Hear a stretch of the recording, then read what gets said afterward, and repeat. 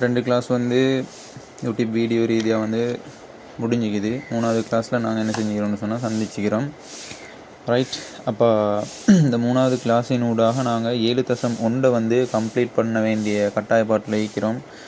நிறைய 2024ஆம் ஆண்டு மாணவர்கள் வந்து எனக்கு மெசேஜ் பண்ணியிருந்தாங்க. யூடியூப் வீடியோ பார்த்துட்டு அடுத்தது வாட்ஸ்அப் குரூப்பில் இருக்கிறவங்க எல்லாருமே மெசேஜ் பண்ணியிருந்தாங்க. மேக்ஸிமம் ஒரு 7-8 பேர் மாதிரி மெசேஜ் பண்ணி சொல்லியிருந்தாங்க. எப்படின்னா, சரி யூனிட் 7 நல்லா ஃபுல்லாக கம்ப்ளீட் பண்ணிவிட்டு கொஞ்சம் குயிக்காக அது மாதிரி யூனிட் 5 யூனிட் 9 அதையும் கொஞ்சம் எக்ஸ்பிளைன் பண்ணி விடுங்கன்ற மாதிரி வந்து கேட்டிருந்தாங்க.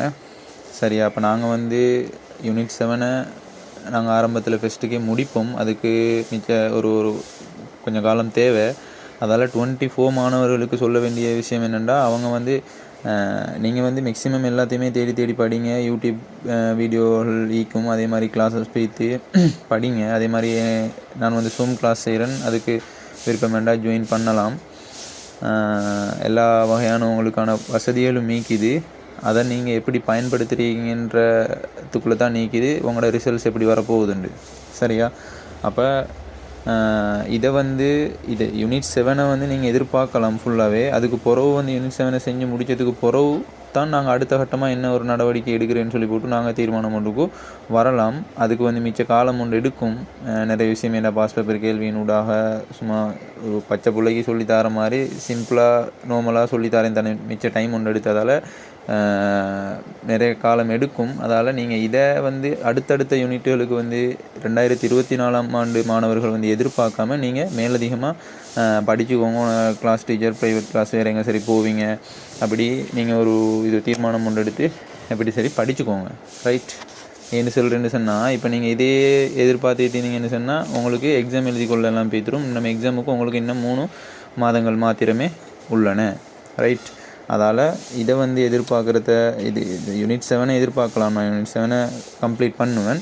அதுக்கு பிறகு தான் அந்த அடுத்த கட்ட நடவடிக்கையை வந்து முடிவு செய்வேன். என்னத்தை நாங்கள் அடுத்ததாக நாங்கள் செய்வோம் அப்படின்றது. ரைட்.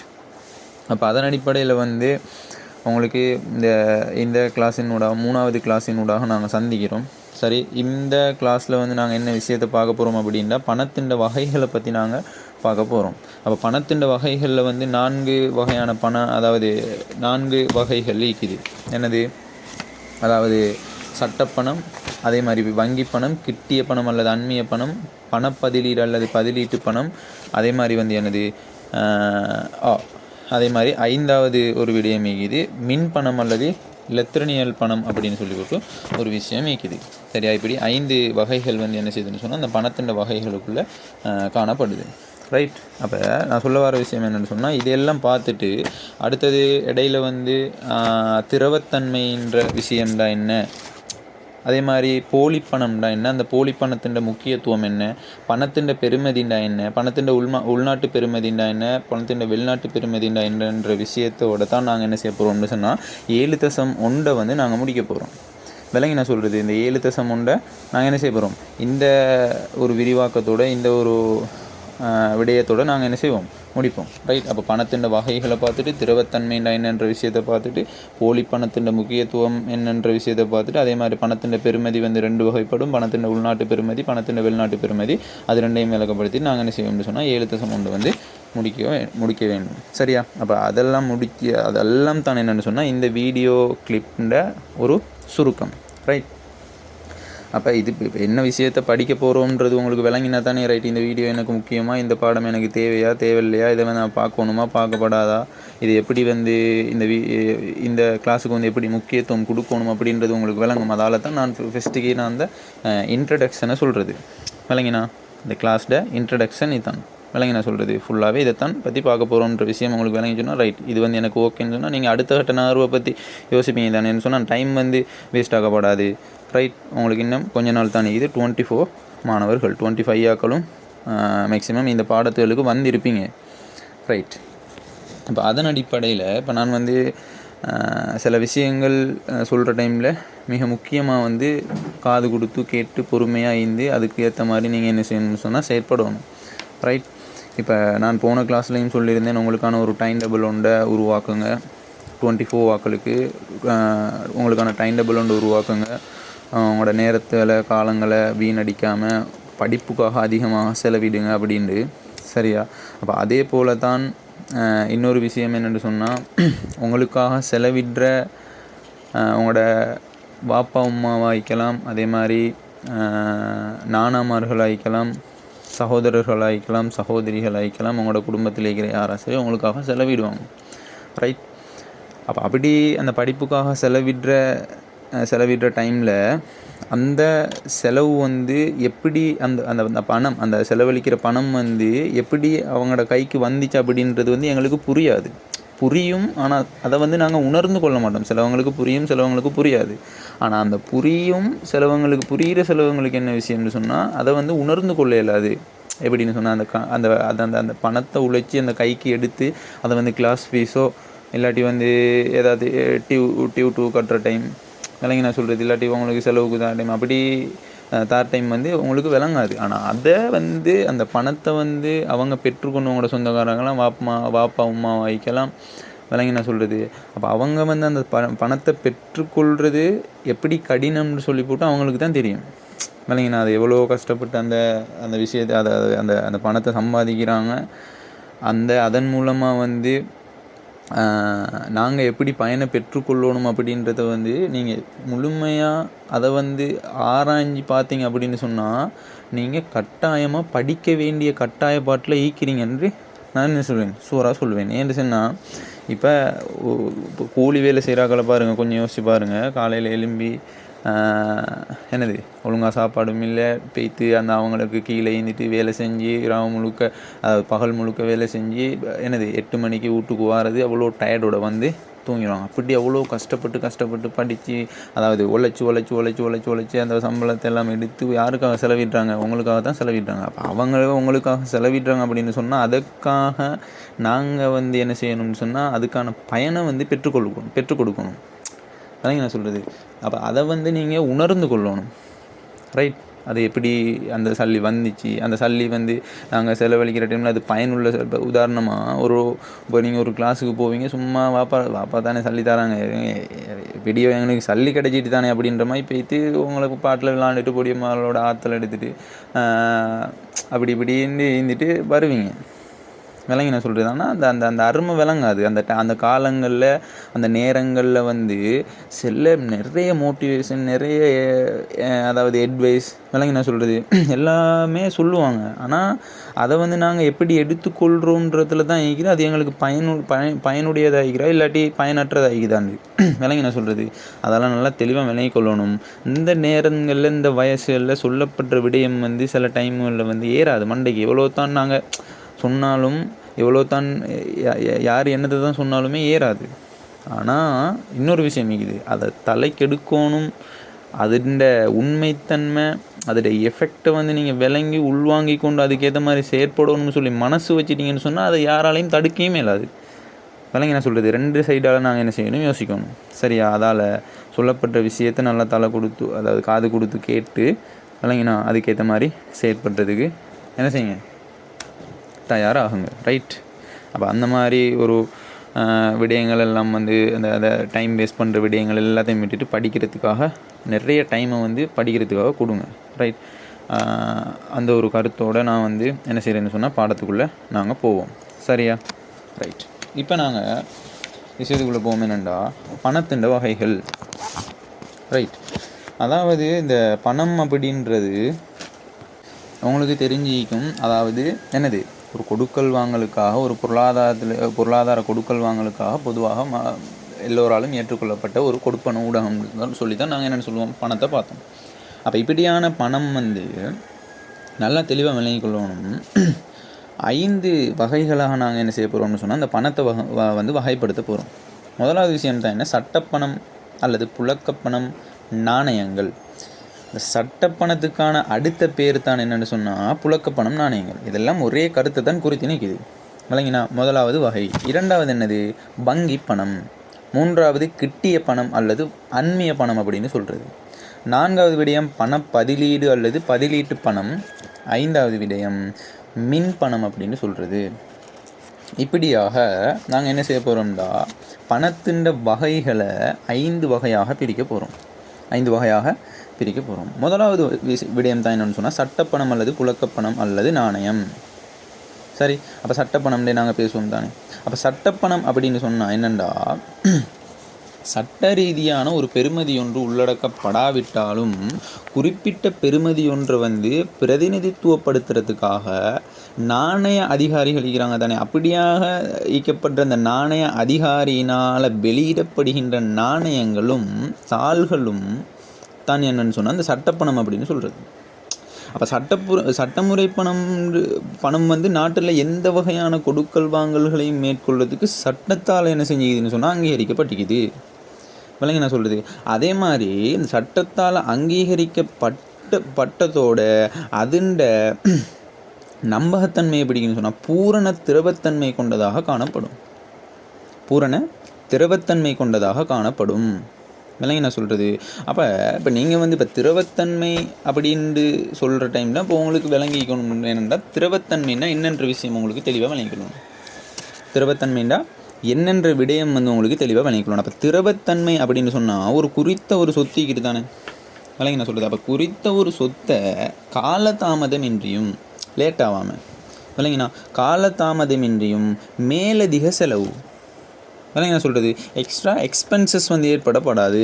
அப்போ மேலதிக செலவின்றியும் இலகுவாக கொடுக்கல் வாங்கலின் போது பரிமாற்று ஊடகமாக மாற்றிக்கொள்ளக்கூடிய தன்மையைத்தான் நாங்கள் என்னென்று சொல்லுவோம் அப்படின்னு சொன்னால் திரவத்தன்மை நல்லா தலையில் போட்டுக்கொள்ளணும். திரவத்தன்மைன்னா என்ன?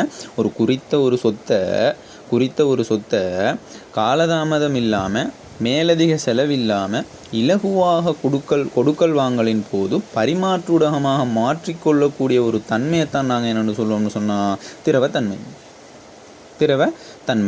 அப்போ இப்படியான இந்த திரவத்தன்மை சட்ட பணத்துக்கு பூரணமாக காணப்படுது.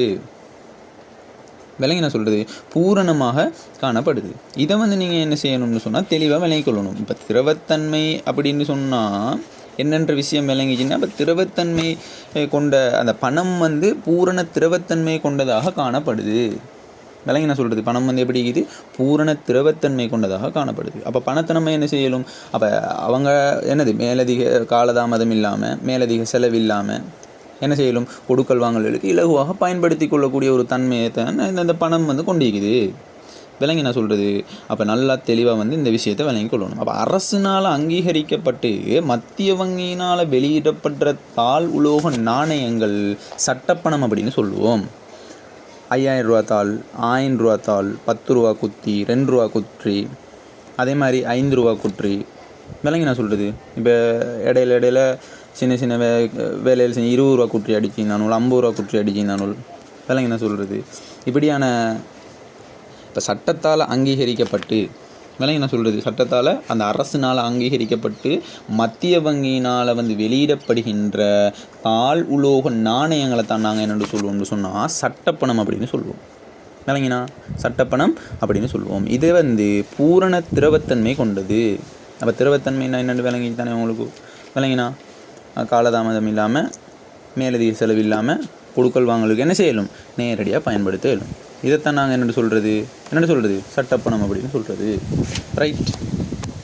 ரைட். அப்போ அடுத்த கட்டமாக நாங்கள் என்ன செய்ய போகிறோம் அப்படின்னா ரெண்டாவது வகையாக பணத்தின் வகையில் ரெண்டாவது வகையாக இருக்கிற வங்கி பணத்தை தான் நாங்கள் பார்க்க போகிறோம். ரெண்டாவது என்ன? வங்கி பணம், பேங்கிங் மணி அப்படின்னு சொல்கிறது. ரைட். அப்போ வங்கி பணம் அப்படின்னு சொன்னால் என்னென்னா காசோலையொன்றை எழுதுவதன் மூலம் பயன்படுத்தக்கூடிய வர்த்தக வங்கிகளில் பொதுமக்களிட பெயரில் உள்ள நடைமுறை வைப்புகளாய்க்கலாம், கேள்வி வைப்புகளாய்க்கலாம். விளங்கி நான் சொல்கிறது. அப்போ நடைமுறை வைப்புகள்னு சொன்னால் கேள்வி வைப்பு அப்படின்னு தான் சொல்கிறது. நடைமுறை வைப்புகள்னு சொல்கிறதே கேள்வி வைப்புக்காக தான் சொல்கிறது. அப்படியாக அந்த நடைமுறை வைப்புகளில் காணப்படுற அந்த பண மீதி தான் வங்கி பணம் அப்படின்னு சொல்கிறது. ரைட். அப்போ அந்த வங்கி பணம்னு சொன்னால் என்னென்னா நடைமுறை வைப்புக்கள் ஒருத்தன் நடைமுறை வைப்பொன்றை திறக்கிறான் அப்படின்னு சொன்னால் அந்த நடைமுறை வைப்பின் ஊடாக தான் என்ன செய்யலும்னு சொன்னால் காசோலைன்ற கொடுக்கல் வாங்கல்களை என்ன செய்யலும்? மேற்கொள்ள இயலும். விளங்கினா அப்படி ஒரு காசோலை ஒன்றை எழுதுவதன் மூலம் விளங்கினா சொல்கிறது பயன்படுத்தக்கூடிய வர்த்தக வங்கியில் இருக்கிற பொதுமக்களோட பெயரில் இருக்கிற நடைமுறை வைப்புகள் இருக்கிற தானேமா, அப்படியாக இருக்கிற அந்த நடைமுறை வைப்புகள் அல்லது கேள்வி வைப்புகள் ரெண்டுமே ஒரே கருத்தை தான் குறித்து நிற்குது. இப்படியாக இருக்கிற அந்த கேள்வி வைப்புகள் அல்லது நடைமுறை வைப்புகளில் காணப்படுற அந்த பணம் மீதியத்தான் நாங்கள் என்னென்னு சொல்லுவோம் அப்படின்னா வங்கி பணம் அப்படின்னு சொல்லுவோம். வங்கி பணம் அப்படின்னு சொல்லுவோம். விளங்கினா சொல்கிறது. அப்போ வைப்பாளர் கேட்கப்பட்டவுடன் அவங்களோட பெருமதி இழப்பின்றியும் காலதாமதமின்றியும் உடனடியாக வர்த்தக வங்கியினால் மாற்றி கொடுக்கப்பட வேண்டிய வைப்புகளை தான் நாங்கள் என்னென்னு சொல்லுவோம் அப்படின்னா கேள்வி வைப்புகள் அப்படின்னு சொல்லுவோம். கேள்வி வைப்புகள் அப்படின்னு சொல்லுவோம். ரைட். அப்போ இந்த வர்த்தக வங்கியில் உள்ள கேள்வி வைப்புகளை பணமாக கருதுறதுக்கான காரணம் என்ன அப்படின்னு சொன்னால் சட்டப்பணத்தை போல இதுவும் ஒரு உயர் திரவத்தன்மை கொண்ட ஒரு சொத்தாக இருக்கிறதால நாங்கள் என்ன சொல்லுவோம் அப்படின்னு சொன்னால் இதை ஒரு பணம் அப்படின்னு சொல்லுவோம். இல்லைங்க நான் சொல்லுது. அப்போ வர்த்தக வங்கியில் இருக்கிற கேள்வி வைப்புகளை இப்படியாக அந்த கேள்வி வைப்புகள்னு சொன்னால் அந்த நடைமுறை வைப்புகளை விளங்கி நான் சொல்கிறது. அப்போ இப்படியாக இந்த இப்படியான இந்த நடைமுறை வைப்புகள் இருக்கிற மீதியை நாங்கள் ஏன் பணமாக கருதுகிறோம் அப்படின்னு சொன்னால் அதில் இருக்கிற அந்த அதாவது அதில் இருக்கிற அந்த தன்மை என்ன அப்படின்னு சொன்னால் உயர் திரவத்தன்மை கொண்டதாக காணப்படும். உயர் திரவத்தன்மை கொண்ட ஒரு சொத்தாக காணப்படும். விளங்கி நான் சொல்கிறது. அப்போ உயர் திரவத்தன்மை அப்படின்னு சொன்னால் நல்லா தெளிவாக விளங்கிக் கொள்ளணும். எப்படி காலதாமதம் இல்லாமல் இருக்கணும், என்னது மேலதிக செலவில்லாமல் இருக்கணும். அப்போ மேலதிக செலவும் இல்லை, காலதாமதமும் இல்லை, இலகுவாக கொடுக்கல் வாங்கலுக்கு பயன்படுத்தக்கூடியதாக இருக்குது அப்படின்னு சொன்னால் அது என்ன அது ஒரு பணம். விளங்கி நான் சொல்கிறது. அப்போ எல்லாராலும் ஏற்றுக்கொள்ளக்கூடியது. அப்போ இது என்னது, இதைத்தான் நாங்கள் என்னென்னு சொல்லுவோம் வங்கி பணம் அப்படின்னு சொல்லுவோம். ரைட். அதாவது கேள்வி வைப்பிலிருந்து பணத்தை மீளப் பெறுகின்ற போது முதல் நட்டம் மீட்கப்படாது, காலதாமதம் மீட்கப்படாது. விளங்கி நான் சொல்கிறது. அப்போ காசோலை வரைவதன் மூலம் உடனடியாக பணத்தை மீள பெறக்கூடியதாக இந்த வங்கி பணம் காணப்படுது. விளங்கி நான் சொல்கிறது. அதைத்தான் நாங்கள் என்ன சொல்லுவோம் அப்படின்னு சொன்னால் அந்த நடைமுறை வைப்புகளில் இருக்கிற இந்த காசு மீதியை பண மீதியை நாங்கள் பணம் அப்படின்னு சொல்லுவோம். பணம் அப்படின்னு சொல்லுவோம். அப்போ இது தான் என்னென்னா அந்த பணத்தின் வகையில் இருக்கிற இரண்டாவது வகை. அப்போ இது விளங்கிச்சு அப்படின்னு சொன்னால் அடுத்த கட்டமாக நாங்கள் பார்க்க போகிறோம் என்னென்னா கிட்டிய பணம் அல்லது அண்மைய பணம்.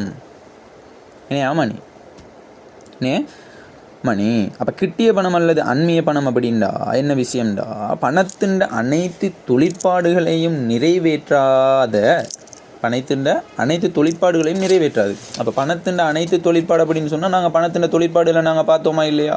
2015 பாஸ் பேப்பரினூடாக போன வீடியோவில் நாங்கள் பார்த்தோமா இல்லை? எனது பரிமாற்று செயற்பட்டது, பெருமான திரட்டாக செயற்பட்டது, கணக்கீட்டலாக தொழிற்பட்டது, பிற்போடப்பட்ட கொடுப்பன ஊடகமாக தொழிற்பட்டது அப்படின்னு சொல்லி போட்டு 4 தொழிற்பாடுகளை நாங்கள் என்ன செஞ்சோம் அப்படின்னா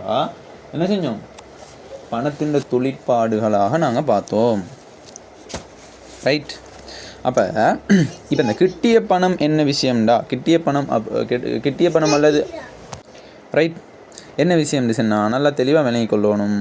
என்னது பணத்தின் அனைத்து தொழிற்பாடுகளையும் நிறைவேற்றாது, ஆனால் சில தொழிற்பாடுகளை மட்டுமே புரிகிற நிதி சொத்துக்களை தான் நாங்கள் என்னென்னு சொல்லுவோம் அப்படின்னு சொன்னால் கிட்டிய பணம் அப்படின்னு சொல்லுவோம். கிட்டிய பணம் அப்படின்னு சொல்லுவோம். அதாவது பெருமான திரட்டு பணியை நிறைவேற்றுகின்ற போதிலும் பரிமாற்று ஊடகமாக தொழிற்படாததுமான சொத்துக்கள் தான் கிட்டிய பணம் அப்படின்னு சொல்லுவோம். விளங்கினா இப்படியான இந்த கிட்டிய பணத்துக்கு 100% திரவத்தன்மை அற்றதாக காணப்படும். 100% திரவத்தன்மை அற்றதாக காணப்படும். ஆனால் இவை இலகுவாக பரிமாற்று ஊடகமாக மாற்றிக்கொள்ள இயலும். இலகுவாக மாற்றிக்கொள்ள இயலும். ஆனால் அதில் திரவத்தன்மை எப்படி இருக்குதுன்னு சொன்னால் 100% குறைய இருக்குது. அதாவது 100% அதில் திரவத்தன்மை அற்றதாக காணப்படுது. விளங்கி நான் சொல்கிறது. அப்போ பெருமான திரட்டு பணியை என்ன செய்யுது, நிறைவேற்றுது. பெருமான திரட்டு பண்ணினா என்னது, அதாவது எதிர்கால கொடுக்கல் வாங்கல்களுக்காக வச்சிக்கலும். ஆனால் அதை பரிமாற்று ஊடகமாக நாங்கள் பயன்படுத்தல. ஒரு கொடுக்கல் வாங்கலுக்காக நாங்கள் என்ன செய்யறது, பயன்படுத்தலாது. இப்படியாக இருக்கிற சொத்துக்களை தான் நாங்கள் அண்மைய பணம் அல்லது கிட்டிய பணம் அப்படின்னு சொல்லுவோம். விளங்கி நான் சொல்கிறது. அப்போ வருவாய் உழைக்கத்தக்க சொத்துக்கள் அப்படின்னு சொல்லலாம். இந்த கிட்டிய பணத்தை என்ன சொல்லிடும், எப்படி சொல்லிடும், வருவாய் உழைக்கத்தக்க சொத்துக்கள். விளங்கினா இதை நாங்கள் என்ன சொல்லுவோம் அப்படின்னு சொன்னால் போலிப்பணம் அப்படின்றும் நாங்கள் என்ன சொல்லுவோம், அழைக்கிறது உண்டு. போலிப்பணம்னு சொல்லிட்டு நாங்கள் இந்த கிட்டிய பணத்தை சொல்ல இயலும். விளங்கினாமா சொல்கிறது. அப்போ நல்லா தெளிவாக விளங்கி கொள்ளணும். இந்த கிட்டிய பணத்தை அண்மைய பணம்னு சொல்லும், போலி பணம்னு சொல்லும். சில டைமில் என்னது சம்டைம் போலி பணம்னு சொல்லலாம். அப்போ கிட்டிய பணம் பூரணமான திரவ சொத்தாக இல்லாத போதிலும் திரவத்தன்மை உயர்வான சொத்துக்களாகும். வங்கி பணத்தை விட திரவத்தன்மை குறைவு. அப்போ எப்படி தந்திக்கிறான் அப்படின்னு சொன்னால் ஓடரா முதலாவது சட்டப்பணத்துக்கு என்னது 100% திரவத்தன்மை கொண்டது, வங்கி பணத்துக்கு உயர் திரவத்தன்மை கொண்டது. ஆனால் சட்டப்பணத்தோடு ஒப்பிடக்கொள்ள வங்கி பணத்துக்கு திரவத்தன்மை குறைவு. அப்போ ஒப்பிட்டு பார்க்குற டைமில் எப்படி இருக்கணும்னு சொன்னால் வங்கி பணமும் சட்டப்பணமும் திரவத்தன்மை வங்கி எந்த பணத்துக்கு கூட அப்படின்னு சொன்னால் சட்டப்பணத்துக்கு. அதே மாதிரி வங்கி பணத்துக்கும் கிட்டிய பணத்துக்கும் நாங்கள் திரவத்தன்மையை ஒப்பிட்டு பார்க்குற டைமில் வங்கி பணத்தை விட கிட்டிய பணம் எப்படின்னு சொன்னால் திரவத்தன்மை குறைவாக காணப்படுது. விளங்கி நான் சொல்லுது அந்த விடயத்தை நீங்கள் என்ன செய்யணும் தெளிவாக விளங்கிக்கணும். அப்போ கிட்டிய பணம் அப்படின்னு சொன்னால் என்னது நிலையான வைப்புக்களை சொல்லிடும், சேமிப்பு வைப்புக்களை சொல்லிடும். விளங்கினா அதே மாதிரி திரைசேரி ஊண்டியல்கள், அதே மாதிரி செலாவணி ஊண்டியல்கள், வாக்குறுதி சீட்டு. விளங்கினா இதெல்லாம் என்ன அப்படின்னு சொன்னால் அந்த கிட்டிய பணத்துக்கான உதாரணங்களாக சொல்லிடும். விளங்கினா இது என்னது அதாவது இந்த என்ன செய்யாது அப்படின்னு சொன்னால் பணத்தின் தொழிற்பாடுகள் நாங்கள் பார்த்தோமே இல்லை, அந்த அனைத்து தொழிற்பாடுகளையும் நிறைவேற்றாது. என்னது அது பெருமான திரட்டு பணியை நிறைவேற்றும். ஆனால் அந்த பரிமாற்று ஊடகமாக நாங்கள் என்ன செய்யலாது நிலையான வைப்புகளை கொண்டு போய்த்து என்கிட்ட ஃபிக்ஸட் டிபாசிட் இருக்குது, டிபாசிட்ல அக்கௌண்ட் சல்லி இருக்குது அப்படின்னு சொல்லி போட்டு நாங்கள் போய்த்து சாமான பொருட்கள் வாங்கல்களை கொள்வன விற்பனை நடவடிக்கையில் செய்யலை. விளையாட்டு உங்களுக்கு சொல்கிறேன். அந்த உங்களுடைய அந்த விடயத்தை நீங்கள் என்ன செய்யணும் ப்ராக்டிக்கலாக விளங்கி கொள்ளணும். என்ன விஷயம் விளங்கினா இதுதான் கிட்டிய பணம் அப்படின்றது. அடுத்த விஷயமாக நாங்கள் பார்க்க போகிறோம் என்னென்னா 4வது விஷயம் பணப்பதிலீடுகள் அல்லது பதிலீட்டு பணம் அப்படின்னு சொல்கிறது. அப்போ பணப்பதிலீடுகள் அல்லது பதிலீட்டு பணம் அப்படின்னா கொடுக்கல் வாங்கலின் போது பணத்திற்கு பதிலாக பயன்படுத்தக்கூடிய சாதனங்களை தான் நாங்கள் என்னென்னு சொல்லுவோம்டா பணப்பதிலீடுகள் அப்படின்னு சொல்லுவோம். உதாரணமாக கடன் அட்டையை சொல்லலாம், வரவட்டையை சொல்லலாம். விளங்கினா இதுகளை தான் நாங்கள் என்னென்னு சொல்லுவோம்டா அந்த பணப்பதிலீடுகள் அல்லது பதிலீட்டு பணம் அப்படின்னு சொல்லுவோம். கொடுக்கல் வாங்கலின் போது என்ன செய்யுது பணத்திற்கு பதிலாக பயன்படுத்தக்கூடிய சாதனங்கள். இதை நாங்கள் என்ன சொல்லுவோம் பதிலீட்டு பணம். அப்போ தற்காலிகமாக பரிமாற்றுடகமாக தொழிற்படும் போதிலும் பெருமானு திரட்டாக செயற்படாத கருவிகளை தான் நாங்கள் என்ன சொல்லுவோம்டா பணப்பதிலீடுகள் அப்படின்னு சொல்லுவோம். ரைட். அப்போ இவற்றின் பாவனை அதிகரித்தா சட்டப்பணத்தின் சுழற்சி வேகம் குறைவடையும். அப்போ அபிவிருத்தி நாடுகளில் இவற்றின் பாவனை அதிகரித்துள்ளது. இதனால் காசு புழக்கமற்ற சமூகம் உருவாகிக்கிறது. விளைஞ்சா உங்களுக்கு. அப்போ சட்டப்பணத்தை அதிகமாக கையில் வச்சு கொள்ள மாட்டாங்க, ஒரு ஏடிஎம் கார்டோட தெரிவாங்க. காசை சோப்பில் இந்த பேஸில் வச்சுட்டிக்க மாட்டாங்க. ஒரு ஏடிஎம் கார்டு இருந்தால் என்னது எங்கே போனாலும் ஏடிஎம் மிஷின் இருக்குது, என்னது கார்டு அடித்து சல்லி எடுத்துகிட்டு வந்தாச்சு. அப்போ அது இந்த பணத்தின் சுழற்சி வேகம் எப்படி இருக்குதுன்னு சொன்னால் குறைவாக இருக்குது. அப்போ அபிவிருத்தி அடைந்த நாடுகளில் காசு புழக்கமற்ற சமூகம் உருவாகிக்குது. அப்போ ஸ்ரீலங்காலையும் இப்போ அதிகமாக உருவாகிட்டு வருது. விளங்கி நான் சொல்கிறது அந்த விடயத்தை நீங்கள் தெளிவாக விளங்கணும். அப்போ கடன் அட்டை வரவட்டை அப்படின்னு சொல்கிறது பணப்பதிலீடுகள். அப்போ கடன் அட்டைன்னா என்னென்ற விஷயம் தெளிவாக விளங்கிக்கொள்ளணும். அப்போ கடன் அட்டை அப்படின்னா குறிப்பிட்ட ஒரு நிறுவனத்தால் தனிநபர்களுக்கு குறுங்கால கடன் ஒன்றை பெற்றுக்கொள்வதற்கான கருவியொன்றாக கடன் அட்டையை என்ன செய்யலும் சொல்லலாம். விளங்கி நான் சொல்லுது. அப்போ கடன் அட்டைகள் தற்காலிகமாக பொருட்கள் சேவைகளை பரிமாற்றுவதற்காக பயன்படுத்தும் ஊடகம் ஒன்றாகும். வங்கி கணக்கொன்று இல்லாவிடனும் என்ன செய்யலும்னு சொன்னால் கடன் அட்டையை பெறலாம். இந்த பாயிண்ட்டை நீங்கள் தெளிவாக விளங்கிக்கொள்ளணும். இப்போ வங்கி கணக்கொண்டு இல்லை, அக்கௌண்ட் ஒன்று இல்லை அப்படின்னு சொன்னாலும் நாங்கள் என்ன செய்யலும்னு சொன்னால் இந்த கிரெடிட் கார்டை எடுக்க இயலும். விளங்கினா இப்போ இப்படியான இந்த கடன் அட்டை பணமாக என்ன செய்ய மாட்டோம் அப்படின்னு சொன்னால் கருத மாட்டோம். அப்போ இதற்கான இரு விடயங்கள் காரணமாக இருக்குது. எதற்கான இரு விடயம்? கடன் அட்டைகள் பணமாக கருதப்படுறது இல்லை, அதற்கான இரு விடயம். அப்போ கேள்வி ஒன்று உங்கள்கிட்ட கேட்குறான் என்னென்னா கடன் அட்டைகள் பணமாக கருதப்படாததற்கான 2 காரணங்களை குறிப்பிடுக அப்படின்னு ஒரு கேள்வி ஒன்று உங்கள்கிட்ட வினாப்பட்டுச்சு அப்படின்னு சொன்னால் என்ன சொல்ல வேணும்? பணத்தினால் நிறைவேற்றப்பட்ட சகல தொழிற்பாடுகளும் கடன் அட்டை மூலம் நிறைவேற்றப்படாமல். அப்போ உதாரணமாக பாருங்கள், கடன் அட்டை மூலம் என்ன செய்யலும்னு சொன்னால் பரிமாற்ற தொழிற்பாட்டை நிறைவேற்றலும். நிறைவேற்றலும். ஆனால் நீங்கள் யோசிக்கிறீங்களா பெருமான திரட்டாக செயற்படலுமா? அதை ஒரு பெருமானமாக நாங்கள் சேமித்து வைக்கலுமா? இயலாது, கஷ்டம். விளைஞ்ச சொல்கிறது. அதால் வந்து இந்த பணத்தை வந்து அதாவது கடன் அட்டையை வந்து பணமாக கருத மாட்டோம். முதலாவது காரணம். இரண்டாவது காரணம் என்னென்னா கடன் அட்டை மூலம் வந்து என்ன செய்யணும்னு சொன்னால் வாடிக்கையாளனுக்கு வழங்கப்பட்ட உச்ச கடன் எல்லையை தாண்டிய பின்னர் இப்போ வாடிக்கையாளனுக்கு இவ்வளோ தான் இப்போ 1 லட்சம் இப்போ கடன் அட்டைக்கு வந்து ஒவ்வொரு ஆளுக்கும் ஒவ்வொரு மாதிரி வந்து அவன் அந்த ஒரு இதை வந்து வச்சுப்பான். இப்போ நீ வந்து இவ்வளோ தான் கடன் எடுக்கலும் இவ்வளோ தான் வந்து கிரெடிட் பண்ணலும் 1 லட்சம்னா 1 லட்சம் 2 லட்சம்னா 2 லட்சம் அப்படின்னு சொல்லி ஒரு ஒரு ஒரு இது ஒன்று வச்சுப்பான், ஒரு தொகை ஒன்று வச்சுப்பான். அப்படி வந்து அவன் உச்ச கடன் எல்லைக்கு தானே அந்த எல்லையை தாண்டிய பின்னர் மேலும் கடன் அட்டையை பயன்படுத்தி கொடுக்கல் வாங்கல் வந்து என்ன செய்யலாது கொடுக்கல் வாங்கல்கள் வந்து மேற்கொள்ளி இருப்பின் குறிப்பிட்ட நிறுவனத்துக்கு கடன் படத்தை வந்து என்ன செய்யணும் செலுத்தணும். இப்போ உதாரணமாக 1 லட்சம் வந்து அவன் உச்ச கடன் இல்லை அப்படின்னு சொன்னால் 1 லட்சத்துக்கு மேலே அவன் கொள்வனவு செய்யணும்னு சொன்னால் அந்த கொள்வனவு செய்கிறதுக்காக அவன் முன்னுக்கு வாங்கின அந்த 1 லட்சத்தை அவன் அதாவது என்னது பேச்சஸ் பண்ண அந்த கடன் அட்டையை எவ்வளோக்கு பயன்படுத்தினானோ அந்த இதை வந்து அவன் என்ன செய்யணும் அந்த நிறுவனத்துக்கு செலுத்தணும். விலங்கி நான் சொல்லுது செலுத்தினா தான் திருப்பி அவன் என்ன செய்யணும்னு சொன்னால் அந்த கடன் அட்டையை பயன்படுத்த இயலும்.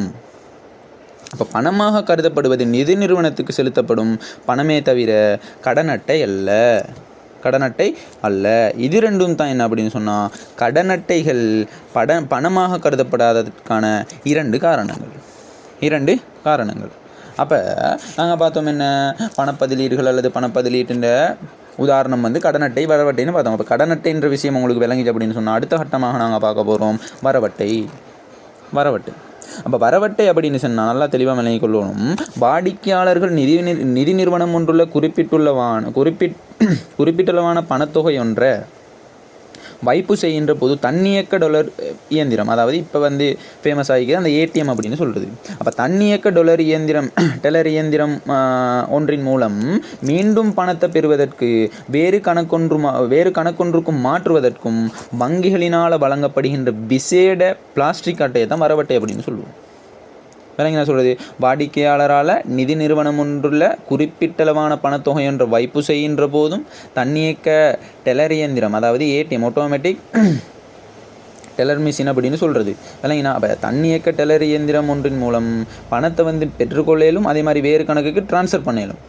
இல்லைங்க நான் சொல்கிறது மாற்றலும். அப்போ இப்படியாக வந்து இப்படியான விடயத்தை செய்கிறதுக்காக வங்கியினால் வழங்கப்படுகின்ற விசேட பிளாஸ்டிக் அட்டையை தான் நாங்கள் என்னென்னு சொல்லுவோம்டா வரவட்டைன்னு சொல்லுவோம். சிம்பிளான விஷயம். அப்போ வரவட்டை வந்து பணமாக கருதப்படாமைக்கான காரணம் வந்து பணத்தினால் நிறைவேற்றப்பட்ட சகல தொழிற்பாடுகளும் வந்து இந்த வரவட்டை மூலமாக வந்து நிறைவேற்றப்படாமை. விளங்கி நான் சொல்கிறது அப்போ சம்பத் பேங்கை சொல்லலும் பீப்புள்ஸ் பேங்க் பிஓசி விளங்கி நான் சொல்கிறது மாஸ்டர் கார்டு அதே மாதிரி நிறைய வகையான கார்டுகள் இருக்குது. அதை வந்து நீங்கள் என்ன செய்யணும் இதெல்லாம் வந்து உங்களுக்கு தெரிஞ்சுக்கணும். என்ன சொன்னால் இதோட நிறைய வந்து நீங்கள் என்ன செஞ்சுப்பீங்கன்னு சொன்னால் நிறைய தொடர்பு பட்டிருப்பீங்க. தொடர்பு படாதவங்க தொடர்பு பட்டுக்குவாங்க. உங்களுக்கு ஈஸியாக இருக்கும் கொடுக்கல் வாங்கல்களை செய்கிறதுக்கு. விளங்கி நான் சொல்கிறது ரைட். இப்போ கடன் அட்டை வரவட்டைன்றது பணப்பதிலீடுகளுக்கான பதிலீட்டு பணத்துக்கான உதாரணம். அந்த 2 கடன் அட்டைண்டா என்ன வரவட்டைண்டா என்ன அந்த கடன் அட்டை அல்லது வரவட்டை வந்து பணமாக கருதப்படாமைக்கான காரணங்களையும் நீங்கள் என்ன செய்யணும்னு சொன்னால் தெளிவாக விளங்கி கொள்ளணும். ரைட். அப்போ அடுத்த விடயமாக நாங்கள் பார்க்க போகிறோம் பணத்தின் வகைகளில் கடைசியான வகை தான் என்னென்னு சொன்னால் மின் பணம் அல்லது இலத்திரனியல் பணம் அப்படின்னு சொல்கிறது.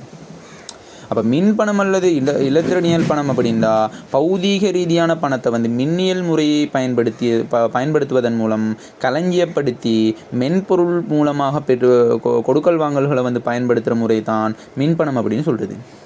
இல்லைங்க நான் சொல்கிறது பேங்கிங் ஈஸி கேஷ் பிட்காயின்ஸை சொல்லலும். இப்போ வந்து ஃபேமஸ் ஆகிக்கிறது பிட்காயின்ஸை சொல்லலும். அதே மாதிரி டெபிட் கார்டு கிரெடிட் கார்டு விளங்கினா இதெல்லாம் வந்து என்ன மின் பணத்துக்கு அல்லது இலத்திரனியல் பணத்துக்கான உதாரணங்களாக சொல்லலும். விளங்கினா ரைட். இது தான் வந்து என்னென்னு சொன்னால் என்ன விஷயம்னு சொன்னால் பணத்தின் வகைகளில் இருக்கிற 5 வகைகள். ரைட். அப்போ இந்த போலி பணம் அப்படின்ற விஷயம் வந்து சம்டைமில் நாங்கள் சொன்னோமா இல்லையா கிட்டிய பணத்தை என்ன செய்ய போகிறோம்னு சொன்னால் சம்டைமில் போலி பணம் அப்படின்னு சொல்லுவோம். விளங்கி நான் சொல்கிறது அப்போ இப்படியான இந்த போலி பணம்டா என்னென்னா குறுங்காலத்தில் முன்னறிவித்தலின் பேரில் மாற்றப்படக்கூடிய வர்த்தக வங்கியில் உள்ள தனியார் துறை சேமிப்பு வைப்புகள் தவணை வைப்புகளை தான் நாங்கள் என்னென்னு சொல்லுவோம்னு சொன்னால் போலி பணம் அப்படின்னு சொல்லுவோம். விளங்கினா போலி பணம் அப்படின்னு சொல்லுவோம். அப்போ கிட்டிய பணம் அப்படின்னு சொன்னால் என்னது நல்லா தெளிவாக விளங்கிக் கொள்ளணும்.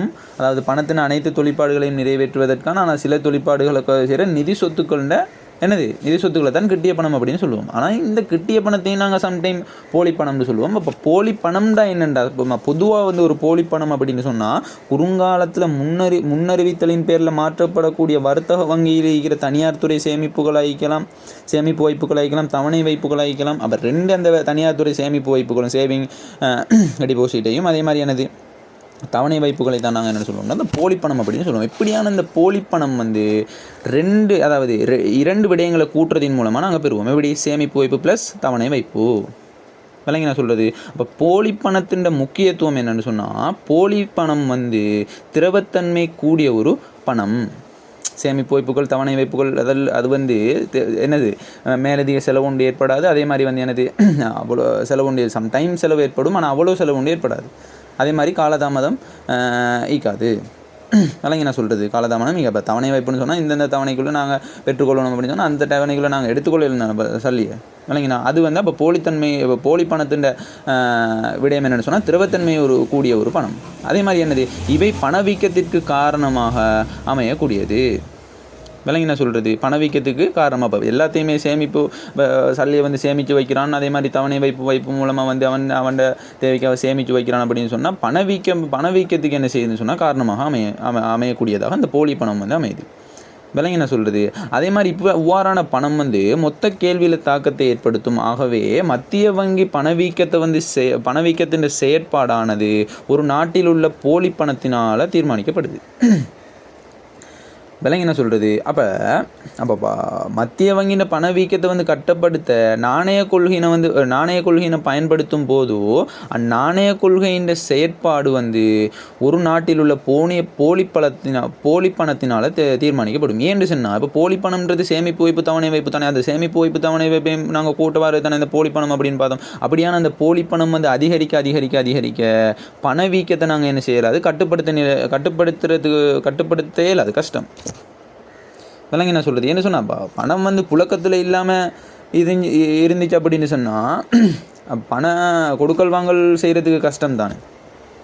விளங்கினா உற்பத்தியெல்லாம் செய்கிறதுக்கு கஷ்டம். அப்படியான விடயத்தை வச்சு தான் அவன் என்ன செய்வான்னு சொன்னால் நாணய கொள்கைன்ற செயற்பாடை என்ன செய்வான்னு தீர்மானிப்பான்.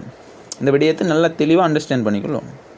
அதே மாதிரி இன்னொரு விடயம் என்னென்னு சொன்னால் நாட்டின் பண நிரம்பலில் போலி பணம் வந்து உயர்வான பங்களிப்பை கொண்டுள்ளது. என்று சொன்னால் அநேகமான பேர் என்ன செஞ்சுறாங்கன்னா சேமித்து வச்சுக்கிறாங்க. தவணை வைப்பு மூலமாக வந்து என்ன செய்கிறாங்க சேமித்து வச்சுக்கிறாங்க. அப்போ நாட்டின் பண நிரம்பலில் வந்து போலி பணம் என்ன செய்யுது அப்படின்னு சொன்னால் உயர்வான ஒரு பங்களிப்பை கொண்டிருக்குது. அந்த விடயத்தை நீங்கள் என்ன செய்யணும் தெளிவாக விளங்கி கொள்வோம். ரைட். அப்போ இது விளங்கிச்சு அப்படின்னு சொன்னால் அடுத்த கட்டமாக நாங்கள் ஒரு விடயம் பார்க்கணும், பணத்தின் பெருமதி. அப்போ பணத்தின் பெருமதி அப்படின்னு சொன்னால் பணத்தின் கொள்வனவு சக்தின்னு சொல்கிறது. பணத்தின் பெருமதினா என்ன? பணத்தின் கொள்வனவு சக்தி. அதாவது ஒரு குறிப்பிட்ட நேரத்தில் பண அலகு ஒன்றினால் கொள்வனவு செய்யக்கூடிய பொருட்கள் சேவைகளின் அளவைத்தான் நாங்கள் என்னென்னு சொல்லுவோம்டா பணத்தின் பெருமதி அல்லது பணத்தின் கொள்வனவு சக்தி. பணத்தின் பெருமதி அல்லது பணத்தின் கொள்வனவு சக்தி. விளங்கி என்ன சொல்கிறது. அப்போ அதை நீங்கள் தெளிவாங்க. ஒரு குறித்த நேரத்தில் பண அலகு ஒன்றுனால ஒரு 20 ரூபாயோ ஒரு 10 ரூபாயோ ஒரு 5000 ரூபாயோ அப்படியான ஒரு பண அளவு ஒன்றுனால கொள்வனவு செய்யக்கூடிய பொருட்கள் சேவையில் அளவு எவ்வளோ பொருட்களை கொள்வனவு செய்யும். இதைத்தான் நாங்கள் என்னென்னு சொல்லுவோம்னு சொன்னால் அந்த பணத்தின் கொள்வனவு சக்தி அல்லது பணத்தின் பெருமதி அப்படின்னு சொல்லுவோம். இப்படியான அந்த பணத்தின் கொள்வனவு சக்தி அல்லது ஒரு பணத்திற்கு வந்து இப்படியான அந்த பெருமதிகள் வந்து 2 வகையான பெருமதிகள் காணப்படுது. விளங்கி நான் சொல்கிறது. முதலாவது விடயம் தான் என்னென்னு சொன்னால் உள்ளக பெருமதி, இரண்டாவது வெளியக பெருமதி. அப்போ உள்ளக பெருமதி அப்படின்டா உள்நாட்டு பெருமதி, வெளியக பெருமதி அப்படின்னு சொன்னால் வெளிநாட்டு பெருமதி. ரைட். அப்போ அந்த பணத்தின் உள்நாட்டு பெருமதினா என்ன விஷயம்டா குறிப்பிட்ட ஒரு நாட்டின் பண அலகு ஒன்றுனால அந்நாட்டில் உள்ள கொள்வனவு செய்யக்கூடிய பொருட்கள் சேவைகள் அளவிக்கிறது தானே. அப்போ குறிப்பிட்ட ஒரு நாட்டில் பண அலகு ஒன்றுனால அந்நாட்டில் கொள்வனவு செய்யக்கூடிய பொருட்கள் சேவைகள் அளவைத்தான் நாங்கள் என்னென்னு சொன்னால் பணத்தின் உள்ளக பெருமதி அப்படின்னு சொல்லுவோம். அப்போ பணத்தின் உள்ளக பெருமதி வந்து உள்நாட்டு விலை மட்டத்தின் மூலம் தான் என்ன செய்யணும் அப்படின்னு சொன்னால் தீர்மானிக்கப்படும். அதாவது ஒரு பொது விலை மட்டம் அதிகரிக்கிறதால பணத்தின் உள்நாட்டு பெருமதி என்ன செய்யும் குறைவடையும். ஒரு பொது விலை மட்டம்னா ஒரு பொருட்கள் சேவைகளோட விலை வந்து அதிகரிச்சு அப்படின்னு சொன்னால் அந்த அந்த ஒரு குறிப்பிட்ட ஒரு அழகு பணத்தை வச்சு நம்ம ஆரம்பத்தில் கொள்வனவு செஞ்சுட்டு இருக்கிற மாதிரி நாங்கள் கொள்வனவு செஞ்சோம் அப்படின்னு சொன்னால் இப்போ விலை மட்டம் அதிகரிக்கிற டைமில் அதே பொருட்கள் சேவையில் கொள்வனவு செய்யலாது. நம்ம என்ன செய்யணும், பொருட்கள் கொள்வனவு செய்யக்கூடிய அளவு வந்து குறையும். அப்போ குறையிறதால என்ன செய்யணும் அப்படின்னு சொன்னால் பணப்பெருமதி, அதாவது உள்நாட்டு பெருமதி என்ன செய்யும், குறைவடையும். மாறாக பொதுவிலை மட்டம் குறைவடைஞ்சால் என்ன செய்யும், பணத்தின் உள்நாட்டு பெருமதி அதிகரிக்கும். இந்த ஒரு விடயத்தை நீங்கள் நல்லா நோட் பண்ணி வச்சுக்கொள்ளணும். இது வந்து MCQகளுக்கு சம்டைம் தேவைப்படும். அதே மாதிரி பொதுவிலை மட்டத்திற்கும் பணத்தின் உள்நாட்டு பெருமதிக்கும் என்ன கணிய தொடர்பு அப்படின்னு சொன்னால் எதிர்கணிய தொடர்பு காணப்படும் என்று சொன்னால் இது நாங்கள் பார்த்தோம் தானே. பணத்தின் பொதுவிலை மட்டம் அதிகரிக்கிற டைமில் பணத்தின் உள்நாட்டு பெருமதி குறைவடையும். அதே மாதிரி பணத்தின் பொதுவிலை மட்டம் பொதுவிலை மட்டம் வந்து குறைவடையத்தால் பணத்தின் உள்நாட்டு பெருமதி அதிகரிக்கும். அதாவது பொதுவிலை மட்டத்திற்கும் பணத்தின் உள்நாட்டு பெருமதிக்கும் என்ன விஷயம்னு சொன்னால் என்ன தொடர்பு அப்படின்னு சொன்னால் எதிர்கணிய தொடர்பு காணப்படும். விளங்கி என்ன சொல்கிறது. அப்போ அது விளங்கிச்சு அப்படின்னு சொன்னால் அடுத்த கட்டமாக இறுதி கட்டமாக நாங்கள் பார்க்க போகிறோம் என்னென்னா பணத்தின் வெளிநாட்டு பெருமதி. பணத்தின் வெளிநாட்டு பெருமதி. அப்போ பணத்தின் வெளிநாட்டு பெருமதி அப்படின்னு சொன்னால் ஒரு நாட்டின் பண அலகு ஒன்றுனால வெளிநாடொன்றில் கொள்வனவு செய்யக்கூடிய பொருட்கள் சேவையின் அளவைத்தான் நாங்கள் என்னென்னு சொல்லுவோம்டா பணத்தின் வெளியக பெருமதி அல்லது வெளிநாட்டு பெருமதி அப்படின்னு சொல்லுவோம். ஒரு நாட்டில் பண அலகு ஒன்றால் ஒரு 5,000 ரூபாயை வச்சு வெளிநாட்டில் இருக்கிற பொருட்கள் சேவைகளை வந்து கொள்வனவு எவ்வளோ பொருட்கள் சேவையில் கொள்வனவு செய்யலுமோ அந்த பொருட்கள் சேவைகளின் அளவை தான் நாங்கள் என்னென்னு சொல்லுவோம் அப்படின்னு சொன்னால் பணத்தின் வெளியக பெருமதி அல்லது பணத்தின் வெளிநாட்டு பெருமதி. அப்போ பணத்தின் வெளியக பெருமதி வந்து நாணய மாற்று வீதத்தின் அடிப்படையில் தான் தீர்மானிக்கப்படும். அப்போ நாணய மாற்று வீதம் அப்படின்னு சொன்னால் என்ன, இப்போ ஒரு அலகு, இப்போ உதாரணமாக வந்து ₹1 இலங்கையில் உள்ள ₹1 வெளிநாட்டில் இருக்கிற ஒரு குறிப்பிட்ட ஒரு நாடு, ஒரு இந்தியாவோ இல்லாட்டி ஒரு சைனாவோ இல்லாட்டி அந்த நாட்டில் வந்து இங்கே இருக்கிற ₹1 பெருமதி எவ்வளோ போகுது, அதே மாதிரி அங்கே உள்ள ₹1 பெருமதி இந்த நாட்டுக்குள்ள எவ்வளோ போகிறோம் அந்த அதைத்தான் நாங்கள் சொல்லுவோம் நாணய மாற்று வீதம். அப்போ நாணய மாற்று வீதத்தின் அடிப்படையில் தான் நாங்கள் என்னென்னு சொல்லுவோம்னா அந்த பணத்தின் வெளியக பெருமதி வந்து தீர்மானிக்கப்படும். விலைங்க என்ன சொல்கிறது, அதாவது ஒரு நாட்டு நாணயம் இன்னொரு நாட்டு நாணயத்துக்கு பரிமாற்றப்படுற வீதத்தை தான் நாங்கள் என்னென்னு சொல்லுவோம் அப்படின்னா இந்த நாணய மாற்று வீதம் அப்படின்னு சொல்லுவோம். விளங்கினா. அப்போ ஒரு நாட்டு நாணயத்தின் பெருமதி வெளிநாடுகளுக்கு எதிராக குறைவடையும் போது பணத்தின் பெருமதி வந்து குறைவடையும். மாறாக இருப்பின் பணத்தின் பெருமதி என்ன செய்யும், அதிகரிக்கும். அப்போ ஒரு நாட்டின் நாணயத்தின் பெருமதி வெளிநாடுகளுக்கு எதிராக குறைவடைஞ்சிச்சு அப்படின்னு சொன்னால் பணத்தின் பெருமதி குறைவடையும். அதே மாதிரி ஒரு நாட்டின் பெருமதி வெளிநாடுகளுக்கு எதிராக அதிகரிச்சிச்சு அப்படின்னு சொன்னால் பணத்தின் பெருமதி அதிகரிக்கும். விலைங்க என்ன சொல்கிறது, அதை நீங்கள் தெளிவாக விளங்கி கொள்ளணும். ரைட். அப்போ இதெல்லாம் விளங்கிச்சு அப்படின்னு சொன்னால் நாங்கள் என்ன செய்வோம், கிளாஸை முடித்து கொள்வோம். ரைட். அப்போ இதோட நாங்கள் என்ன செய்கிறோம்டா 7.1 கடைசி, அதாவது 3வது கிளாஸ். விளங்கினா. அப்போ 7.1 இதோட என்ன செய்யுது, கம்ப்ளீட் ஆகுது. விளங்கி என்ன சொல்கிறது. அப்போ தொடர்ச்சியாக வந்து இணைந்துருங்க. அடுத்தது வந்து தொடர்ச்சியான உங்களுக்கு என்ன தேவை, இந்த மாதிரி விடயங்களில் வந்து எது வந்து மிக முக்கியமாக உங்களுக்கு தேவைப்படுது அப்படின்ற விஷயத்தை நீங்கள் எங்கள் கமெண்ட் மூலமாகவோ என் வாட்ஸ்அப் மூலமாகவோ நீங்கள் சொன்னீங்க அப்படின்னு சொன்னால் நாங்கள் உங்களுக்கு என்ன செய்கிறோம்டா அடுத்த கட்டமான நடவடிக்கைகளை நாங்கள் செஞ்சு தரலாம். விளங்கி என்ன சொல்கிறது. இப்போதைக்குள்ள நடவடிக்கை என்னென்னு சொன்னால் 7வது யூனிட்டை கம்ப்ளீட் பண்ணணும். சரி. அப்போ இவ்வளோ தான் என்னென்னா 7.1 வந்து இருக்கிற விடயம். ரைட். சரி. இப்போ நாங்கள் வந்து இதோட வந்து முடிச்சு கொள்றதை விட சில கேள்விகளை வந்து பார்க்குறது நல்லன்னு தோணுது. விளங்கி நான் சொல்கிறது. அப்போ 2 MCQ கேள்வி வந்து பார்ப்போம். 8வது ரைட், அதாவது 2021ஆம் ஆண்டில் ஒரு பாஸ் பேப்பர் கேள்வி ஒன்று கேட்டவன் என்னென்னா பின்வருவனவற்றுள் திரவத்தன்மை கூடியது எது அப்படின்னு சொல்லி போட்டு ஒரு கேள்வி ஒன்று கேட்குறான். பின்வருவனவற்றுள் திரவத்தன்மை கூடியது எதுன்னு சொல்லி போட்டு ஒரு கேள்வி ஒன்று கேட்குறான். ரைட். அதில் முதலாவதாக நிலையான வைப்பு, அரசாங்க பிணை பத்திரங்கள், கேள்வி வைப்புக்கள், மெய் சொத்துக்கள், கம்பெனி பங்குகள் அப்படின்னு சொல்லி 5 ஆன்சர் தாரான். 5 ஆன்சரையும் திருப்பி சொல்கிறேன், நீங்கள் வந்து ஆன்சரை ட்ரை பண்ணி பாருங்கள் எப்படி. அப்போ இந்த டைமில் வந்து ஆன்சரை நீங்கள் கமெண்ட் பண்ணலாம். என்ன ஆன்சர்ன்று நீங்கள் கமெண்ட் பண்ணாலும் நான் அதுக்கு பிறகு வந்து ஆன்சரையும் சொல்லுவேன். ஆனால் இந்த டைமில் நீங்கள் வீடியோவை நிப்பாட்டி வச்சுட்டு நீங்கள் கமெண்ட் பண்ணலாம். அப்போ கமெண்ட் பண்ணால் வந்து உங்களுக்கு இன்னொரு விடயம் வந்து தெளிவாக விளங்கும் தானே.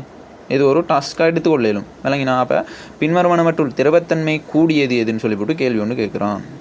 அப்போ நிலையான வைப்பு, அரசாங்க பிணைப்பத்திரங்கள், கேள்வி வைப்பு, மெய் சொத்துக்கள், கம்பெனி பங்குகள். 5 ஆன்சரை செலக்ட் பண்ணுங்கள்.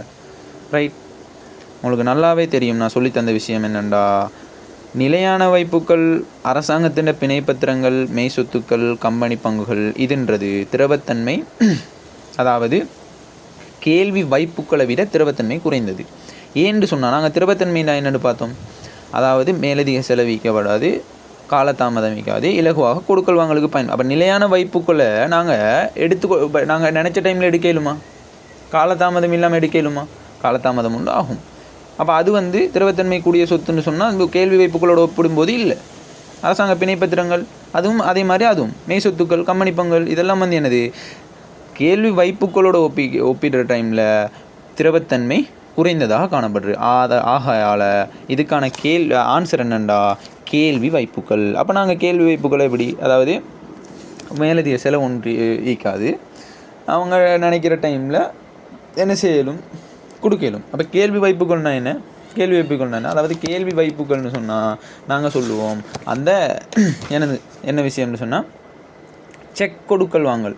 விளங்கி நான் சொல்கிறது காசோலை மூலமான கொடுக்கல் வாங்கல்களை சொல்லலும். விளங்கி நான் சொல்கிறது அதைத்தான் நாங்கள் இந்த கேள்வி வைப்புகள் அப்படின்னு சொல்லுவோம். நல்லா அதை வந்து தெளிவாக விளங்கிக்கலாம். அதாவது நடைமுறை வைப்புகள் அப்படின்னு சொல்கிறது.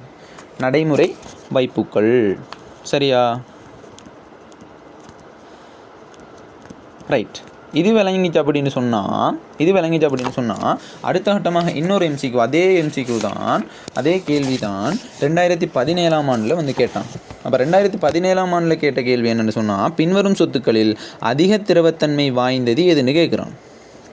அதிக திரவத்தன்மை வாய்ந்தது எதுன்னு ஒரு கேள்வி ஒன்று கேட்குறான். அப்போ நல்லா தெளிவாக விளங்கிக் கொள்ளணும். முதலாவது ஆன்சர் என்னென்னு சொன்னால் சேமிப்பு வைப்புக்கள், திரைசேரி உண்டியல்கள். மூன்றாவது கேள்வி வைப்புக்கள், திரைசேரி முறிகள், மெய் சொத்துக்கள் இப்படின்னு சொல்லி 5 ஆன்சரை தரான். இதுக்கும் நீங்கள் என்ன செய்யலும், இதே டைமில் அதாவது வீடியோவை நிப்பாட்டி வச்சுட்டு நீங்கள் என்ன செய்யலும் கமெண்ட் பண்ணிடும். இன்னொரு கேள்வியும் ஆன்சரையும் சொல்கிறேன், கமெண்ட் பண்ணுங்கள். பின்வரும் சொத்துக்களில் அதிக திரவத்தன்மை வாய்ந்தது எது? சேமிப்பு வைப்புக்கள், இரண்டாவது திரைசேரி உண்டியல்கள், மூன்றாவது கேள்வி வைப்புக்கள், நான்காவது திரைசேரி முறிகள், 5வது மெய் சொத்துக்கள். அப்போ முதலாவது ஆன்சர் பிழையாகினாலும் இரண்டாவது ஆன்சர் உங்களுக்கு சரியாகிறதுக்கான அதிக வாய்ப்புகள் இருக்குது. ஏன்னு சொன்னால் அதே ஆன்சர் தான் வரப்போகுது. அங்கே அதிக திரவத்தன்மை வாய்ந்ததுன்னு எது பார்த்தோம்? கேள்வி வைப்புக்களை பார்த்தோம். ஓவா இல்லையா? ஓ சரியா. அதே கேள்வி எடுத்துக்கிறான் 2014ஆம் ஆண்டு எம்சிக்யூவில், அதே மாதிரி 2021ஆம் ஆண்டு எம்சிக்யூவில். விளங்கி நான் சொல்கிறது இதை வந்து நீங்கள் என்ன செய்யணும், தெளிவாக விளங்கி கொள்ளணும். ரைட். இதுதான் வந்து எம்சிக்யூ கேள்வி. ரைட். அப்போ அது விளங்கிச்சு அப்படின்னு சொன்னால் அடுத்த கட்டமாக 2022ஆம் ஆண்டில் ஒரு பாஸ் பேப்பர் கேள்வி ஒன்று கேட்டான். பார்ட் 2 கேள்வி ஒன்று என்னென்னா, அந்நிய பணத்திற்கும் பண பதிலீடுகளுக்கும் இடையிலான வேறுபாட்டை தருக.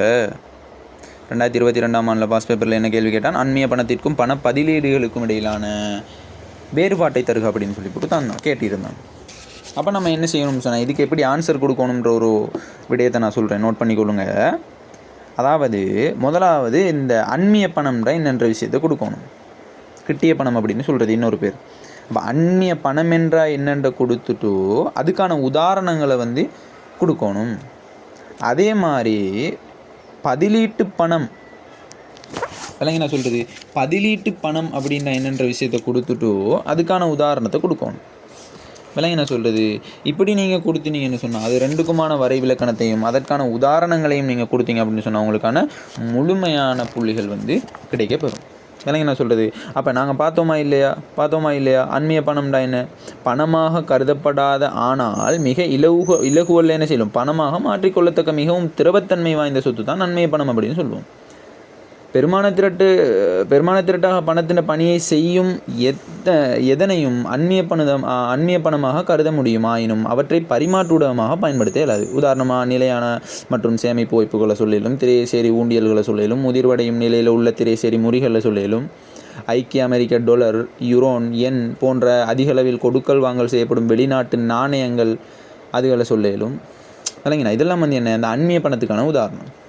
அதே மாதிரி பதிலீட்டு பணம் அல்லது பணப்பதிலீடு அப்படின்னு சொன்னால் பெருமான திரட்டாக பணத்தின் பணியை ஆற்றாத அதே வேளையை பரிமாற்றூடகமாக தற்காலிகமாக பயன்படுத்தக்கூடிய பொருட்களை தான் நாங்கள் என்ன சொல்லுவோம்னு சொன்னால் பணப்பதிலீடு அப்படின்னு சொல்லுவோம். பார்த்தோமா இல்லையா, நாங்கள் தேரியில் பார்த்தோமா இல்லையா, வாங்கின நடைமுறை கணக்கின் மீது எழுதப்படும் காசோலைகள், கடன் அட்டைகள், செலவட்டைகள், நினைவு நாணயங்கள் விளங்கினா என்பவற்றுடன் தற்போது நாம் காணக்கூடிய பல்வேறுபட்ட இலத்திரனியல் கடன்களை பணப்பதிலீடுகளுக்கு நாங்கள் என்ன சொல்லணும்னு சொன்னால் உதாரணங்களாக சொல்லேலும். விளங்கினா இது தான் வந்து 2022ஆம் ஆண்டில் கேட்கப்பட்ட கேள்வி. ரைட், இதை வந்து என்ன செய்யுங்க, நோட் பண்ணி கொள்ளுங்கள். ரைட், அதோட நாங்கள் என்ன செய்வோம்னு சொன்னால் இந்த அதாவது 7.1 வந்து முடிச்சு கொள்வோம். அடுத்த பதிவினூடாக நாங்கள் 7.2 வந்து ஸ்டார்ட் பண்ணுவோம். சரியா, அதை இப்போ பணத்தின் கேள்வியில் இருந்து நாங்கள் அடுத்த டாப்பிக்கை ஸ்டார்ட் பண்ணுறதுக்கு இருக்கிறோம். அதே மாதிரி நீங்கள் தொடர்ச்சியாக இணைஞ்சு கொள்ளுங்கள். கேட்கப்படுற அந்த MCQ கேள்விகளுக்கு நீங்கள் அந்த டைமில், அதாவது வீடியோவை நிப்பாட்டி வச்சுட்டு நீங்கள் அதுக்கு கமெண்ட் பண்ணுற டைமில் உங்களுக்கும் ஒரு எப்படி இன்ட்ரெஸ்ட் ஆகிக்கும். அப்போ நேரடியாக படிக்கிற மாதிரி ஒரு ஃபீல் ஒன்று வரும். விளங்கி நான் இப்போ கேட்கப்படுற கேள்வி அந்த டைமில் ஆன்சர் பண்ணிங்க அப்படின்னு சொன்னால் உங்களுக்கு வந்து அப்போ அந்த டைமில் வந்து நேரடியாகவே படிக்கிறோம் அப்படின்ற ஒரு ஃபீல் ஒன்று வரும். அதுக்காகத்தான் நான் இந்த மாதிரியான ஒரு சிஸ்டத்தை வந்து கொண்டு வரேன். போக இம்ப்ரூவ் பண்ணிட்டு போகணும் அப்படின்னு சொன்னால் உங்களோட சப்போர்ட் வந்து கட்டாயமாக தேவைப்படுது. இல்லைங்கண்ணா, இப்போ தானே நான் யூடியூப் சேனல் வந்து ஃபஸ்ட்டுக்கே ஆரம்பித்து கொஞ்ச நாள் விட்டு வச்சுருந்து இப்போ திருப்பி ஸ்டார்ட் பண்ணிக்கிறேன். இப்போ உங்களோட சப்போர்ட்டுகள் எப்படி கிடைக்கின்றதை வச்சு தான் நாங்கள் அடுத்தடுத்த வந்து எப்படி இம்ப்ரூவ் பண்ணிட்டு போகலாம்ன்றது எங்களுக்கு ஒரு இன்ட்ரெஸ்ட்டாக இருக்கும். ரைட், அதன் அடிப்படையில் நாங்கள் இந்த பதிவை வந்து நாங்கள் முடிச்சு கொள்வோம். ரைட், அஸ்ஸலாமு அலைக்கும், வணக்கம், குட் ஈவினிங்.